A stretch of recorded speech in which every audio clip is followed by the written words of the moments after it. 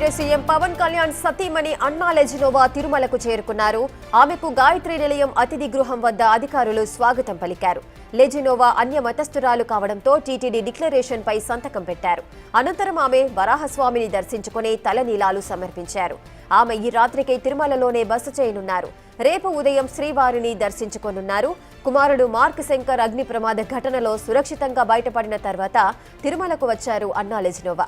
Mark Shankar త్వరగా కోలుకోవాలని శ్రీవారిని ప్రార్థించినట్టుగా తెలుస్తోంది. అందుకే హైదరాబాద్కు చేరుకున్న తర్వాత నేరుగా తిరుమలకు వచ్చారు అన్నా లెజినోవా.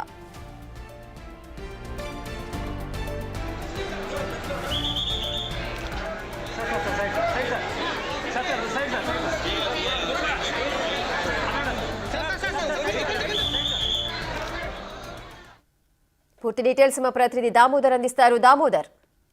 రేఖ, డిప్యూటీ సీఎం పవన్ కళ్యాణ్ సతీమణి తిరుమలకు 6:30 గంటలకు చేరుకున్న తర్వాత ఆమె పద్మావతి అతిథి గృహం వద్ద అధికారులు స్వాగతం పలికారు. ఆ తర్వాత నేరుగా ఆమె అక్కడి నుంచి ఏదైతే వరాహస్వామిని దర్శించుకుని అక్కడ స్వామివారిని దర్శించుకున్న తర్వాత నేరుగా పద్మావతి అతిథి గృహాల వద్ద ఉన్న కళ్యాణ కట్ట వద్దకు చేరుకునే తలనీలాలు సమర్పించింది. రేపు ఉదయం ఆమె సుప్రభాత సేవలో స్వామివారిని దర్శించుకోనుంది.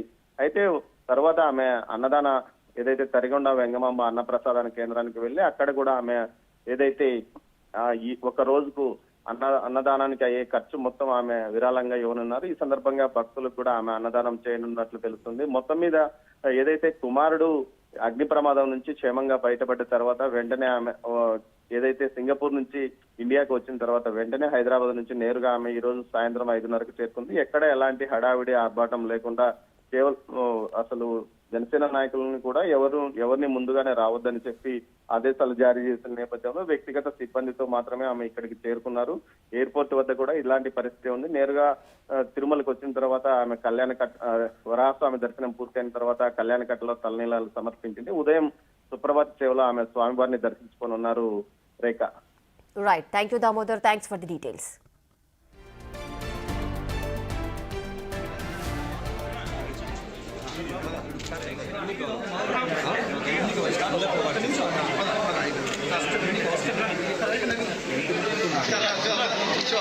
సండే